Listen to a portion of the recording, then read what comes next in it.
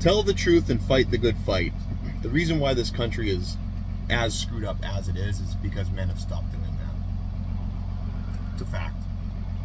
Men have stopped fighting the good fight. I don't know how many guys I've heard say things like, oh, I was talking to so-and-so about this topic, and they were definitely wrong, and, I was trying to convince them, and they just kept fucking going on and on. So I just, it's not worth it. That's a problem. That's a problem, because when the majority of men are doing that, just giving up on it, when they know they're right, capitulating their point that they know to be correct, because they're just too lazy to make a good argument. That's a problem. That's a problem. It really is. The other thing that I think is a big time problem is fear. I don't think it's just laziness. I think it's a large portion of it is fear, right? And I get it. I get why. Telling the truth is frowned upon, to say the least, in American society today. I'll give you a perfect example of that. If I go on, 99% of social media platforms today, and I say something as simple, basic, and honest as men are men and women are women, and that is unchangeable, you'll be censored. I'll be censored for that. I know, because I have been on multiple accounts multiple times.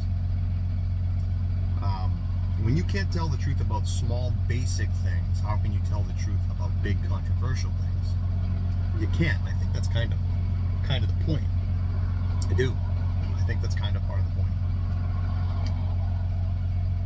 You got to tell the truth, guys. And I get it.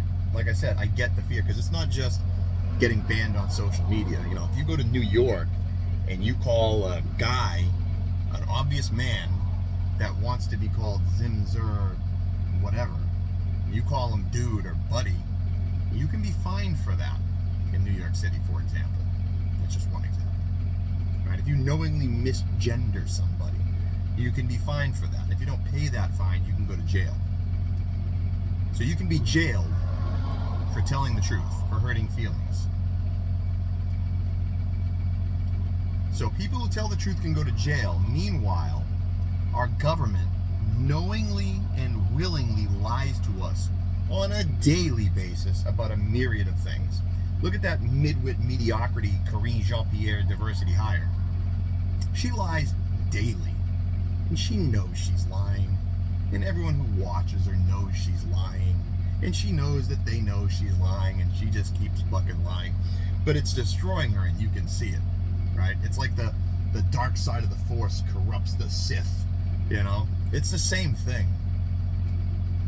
It's the same thing. So yeah, people who tell the truth get in trouble. That's where we are today. And we're there because, again, men stop fighting the good fight. Men stop standing up to their significant others in many cases and telling them, no, Becky, you're wrong. That's not how this works. It's a problem. It's definitely a problem.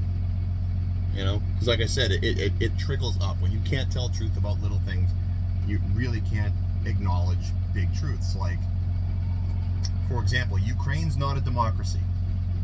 It's not. It's a corrupt oligarchy, kind of like we are. Okay? Fact. Israel is oppressive and hurtful to its neighbors. Yeah. Palestine and Hamas are terrorist organizations. Yeah. I say either one of those things to the wrong person, and I'm a Islamophobe or I'm an anti-Semite. But both of those things are true. They're true things. We blew up the Nord Stream pipeline. That's obvious. We created, for all you global warming folks out there, we created one of the biggest ecological disasters of the 20th century. And we crippled Germany's economy at the same time, our ally.